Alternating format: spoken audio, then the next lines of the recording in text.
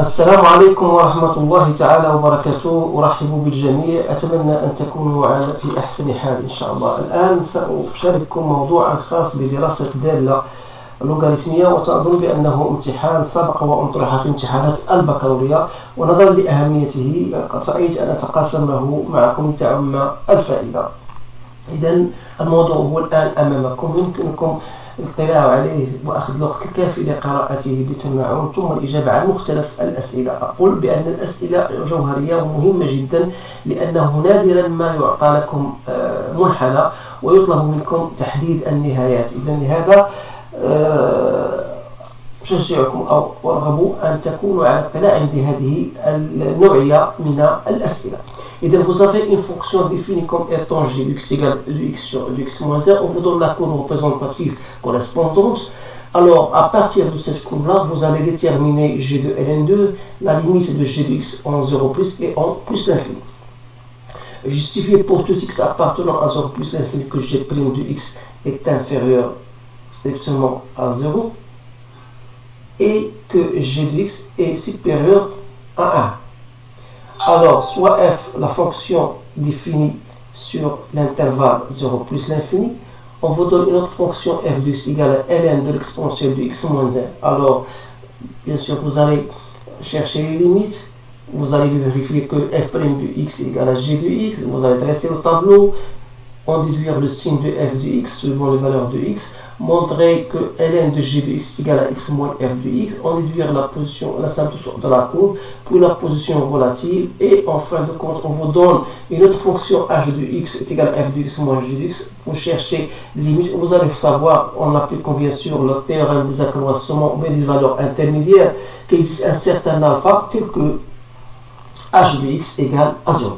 Alors, et la dernière question, on vous donne bien sûr normalement un annexe, c'est-à-dire où vous allez bien sûr tracer votre courbe. Alors je vous la donne dans lequel la courbe était bien tracée. Donc la sixième question, on vous donne à chercher l'intégrale, dans le calcul d'intégrale. Donc c'est simple pour en dire en fin de compte que i égale à 2. Alors je vous laisse le soin, essayez de prendre le temps nécessaire pour comprendre ces questions et y répondre, puis vous allez comparer vos réponses avec les miennes. Alors on va maintenant passer à la correction. Donc voilà, on va noter d'abord la fonction g de x qui est égale à l'exponentielle de x sur e de x moins 1. Alors il suffit de vérifier d'abord que g ln de 2 c'est bien, si vous savez, donc c'est l'exponentielle de ln de 2 sur l'exponentielle de ln de 2 moins 1. Ça c'est 2 sur 2 moins 1, c'est bien égal à 2. Limite de g de x lorsque x tend vers 0 plus, alors l'exponentielle de 0 c'est 1, et comme e de x moins 1 est strictement supérieur à 0, donc 1 sur 0 plus c'est plus l'infini, donc c'est facile parce qu'on ne vous demande pas de montrer, donc il suffit de chercher la limite. Alors limite de g de x cette fois-ci lorsque x tend vers plus l'infini, il suffit de diviser par l'exponentielle de x de part et d'autre, donc c'est bien égal à 1. Alors deuxième question, on montre que g' est négatif. Alors qu'est-ce qu'on va dire? Donc d'après la courbe, vous remarquez que g est strictement décroissante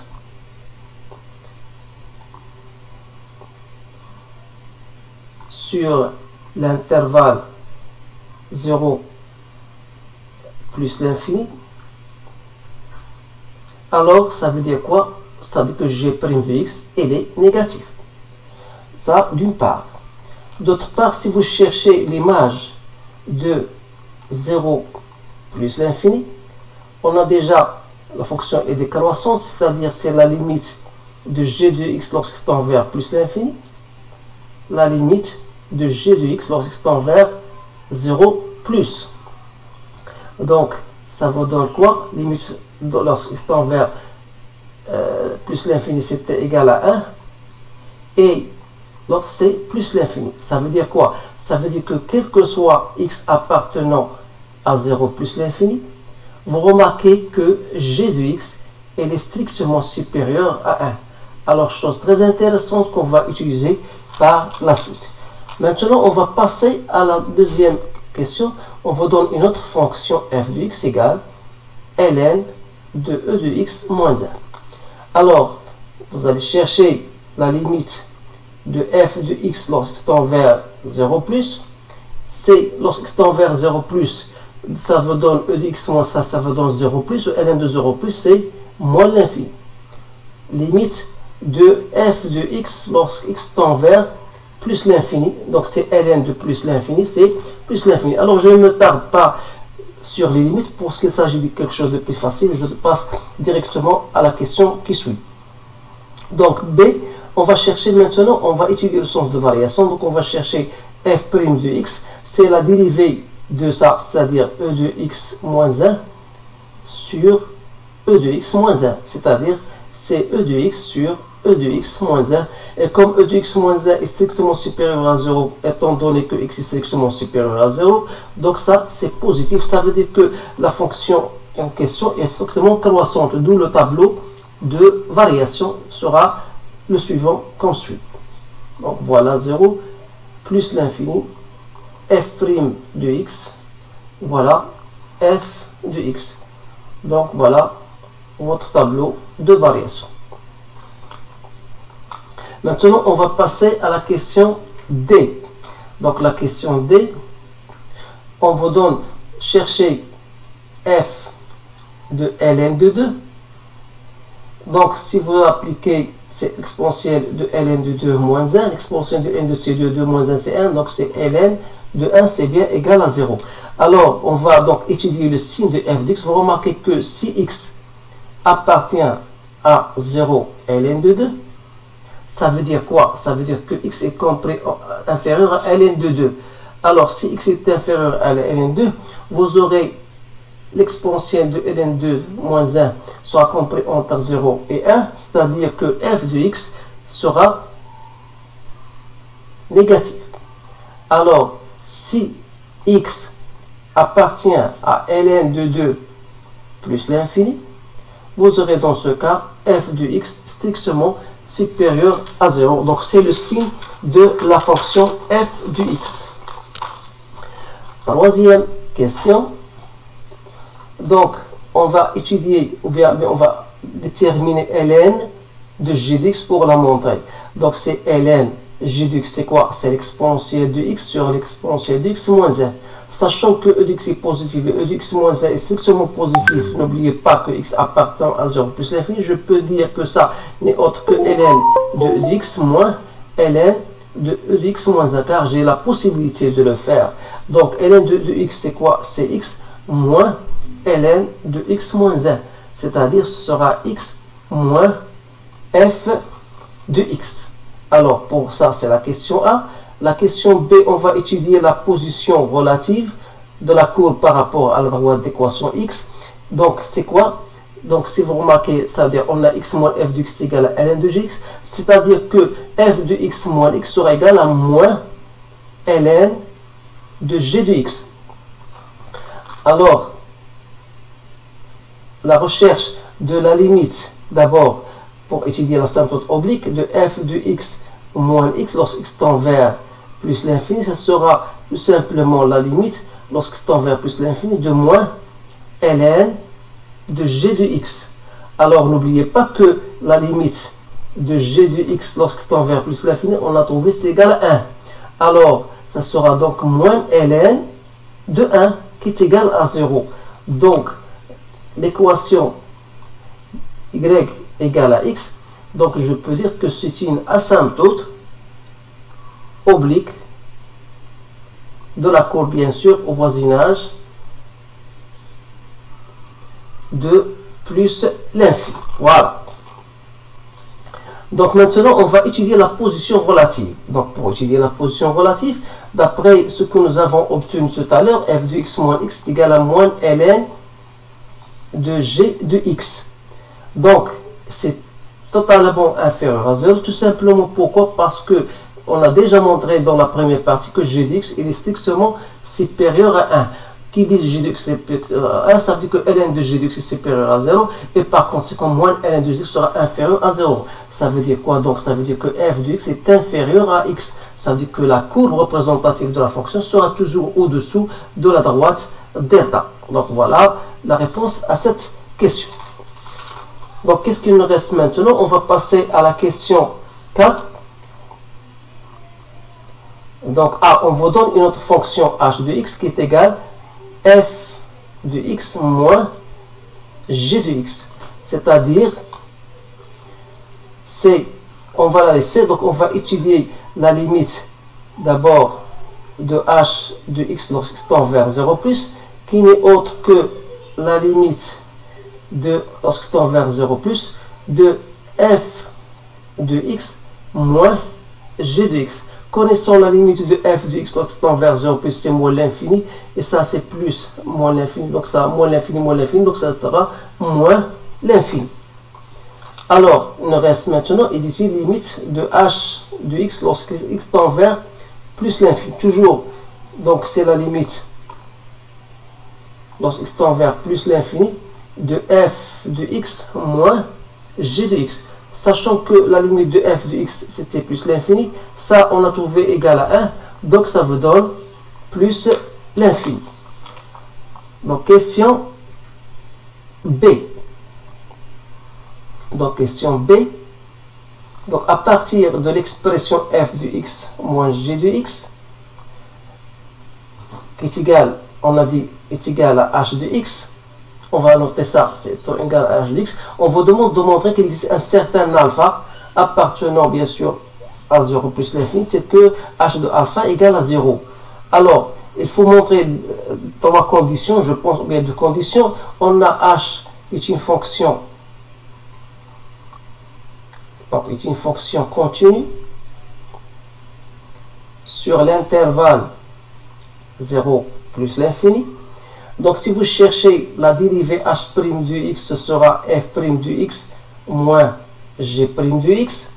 Alors on a déjà montré que g' de x elle était négatif, ce qui prouve que moins g' de x elle est positif.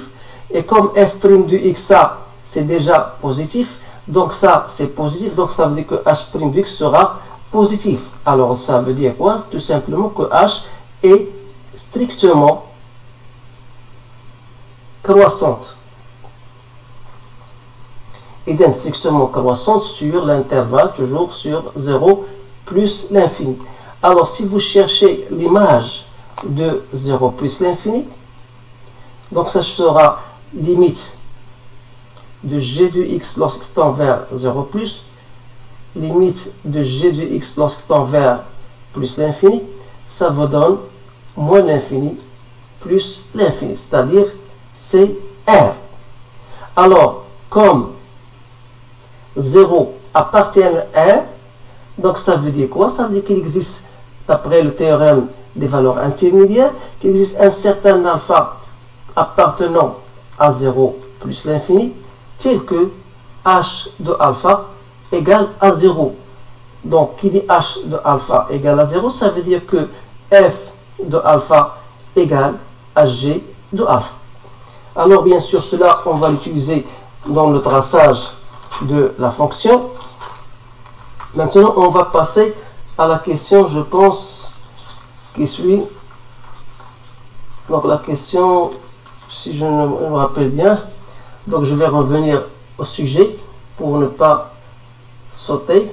Donc on a déterminé, on a montré qu'il existe un certain alpha. Donc on va maintenant passer à la question 5. La question 5, c'est-à-dire il faut tracer bien sûr la courbe et on passer bien sûr à la question 6. Donc je vais passer d'abord faire la question 6 et je vous laisse le soin, je laisse le traçage à la fin pour vous montrer la courbe représentative. Donc je vais revenir à où j'étais. Donc voilà, c'est bien ça. Donc la question, donc on va maintenant passer à la question 6. Donc la question 6, on vous donne de montrer que E de x sur E de x moins 1, c'est bien égal à e de x plus e de x sur e de x moins 1. Et c'est facile de le montrer tout simplement en faisant au même dénominateur. Donc ça vous donne l'exponentielle de 2x moins l'exponentielle de x plus l'exponentielle de x sur e de x moins 1. Donc ça, donc e de x, c'est bien. Donc on va simplifier ici. Donc il reste l'exponentielle de 2x sur e de x moins 1. Et c'est bien là. Donc si je voudrais chercher l'intégrale entre ln de 2 et alpha de l'exponentielle de 2x sur e de x moins 1, ça sera tout simplement l'intégrale entre ln de 2 et alpha de ce que j'ai ici, donc de e de x plus e de x sur e de x moins 1. Alors ça, c'est très facile de chercher l'intégrale, la primitive de l'exponentielle de x et x. Et la primitive de ça, c'est de la forme u' sur u, donc c'est ln de e de x moins 1 sans mettre la valeur absolue, puisque e de x moins 1 est strictement supérieur à 0. Donc toujours entre ln de 2 et alpha. Donc vous allez bien sûr trouver, c'est bien l'exponentielle de alpha plus f de alpha moins 2. Vous allez trouver bien sûr très facilement. Donc pour la question B, on vous donne un intégral à calculer entre ln de 2 et alpha de l'exponentielle de x, ln de l'exponentielle de x moins 1 en utilisant une intégration par partie. Donc si je pose u égale à ln de l'exponentielle de x moins 1 et je pose v' égale l'exponentielle de x, ça veut dire que u' égale l'exponentielle de x sur e de x moins 1 et v sera e de x. Alors par conséquent, i c'est u fois v, c'est-à-dire e de x ln de e de x moins 1 entre ln de 2 et alpha moins l'intégrale entre ln de 2 et alpha de l'exponentielle de 2x sur e de x moins 1 dx.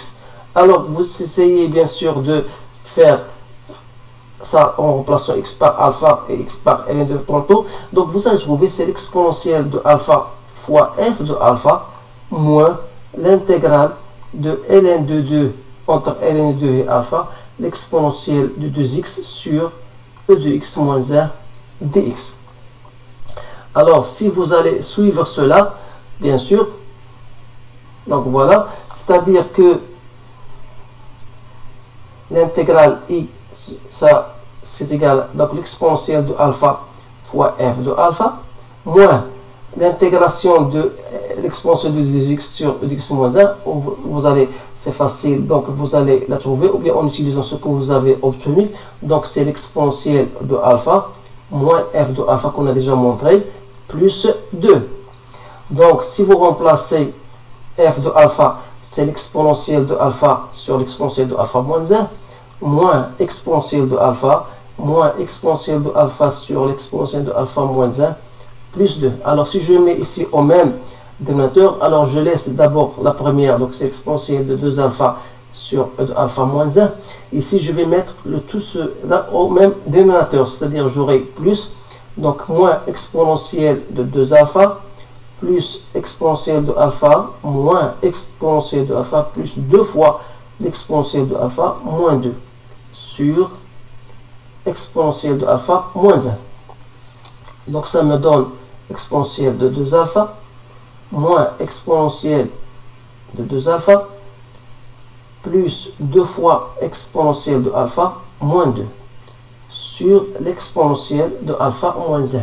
Donc si je simplifie, ça reste 2 fois l'exponentielle de alpha moins 1 sur l'exponentielle de alpha moins 1. Donc c'est bien égal à 2. Donc voilà la réponse à ce sujet-là. Donc il me reste seulement de vous montrer le traçage de la courbe. Donc essayez de le faire, bien sûr. Donc voilà le traçage. On vous donne, voilà alpha. Et voilà f de alpha. Donc voilà. Donc vous allez tracer la droite, l'équation y delta égale x. Donc il suffit de, ici c'est ln de 2 parce que f de ln2 égale à 0. Donc voilà l'allure de votre courbe bien sûr gamma. Donc voilà la courbe. Donc essayez de le refaire parce que je trouve que c'est un sujet très intéressant. Essayez de le faire et de le partager avec vos collègues pour que tout le monde puisse bien sûr comprendre ce genre de questions. Alors je vous remercie de votre attention. Je vous souhaite toujours une bonne chance et je vous dis à bientôt.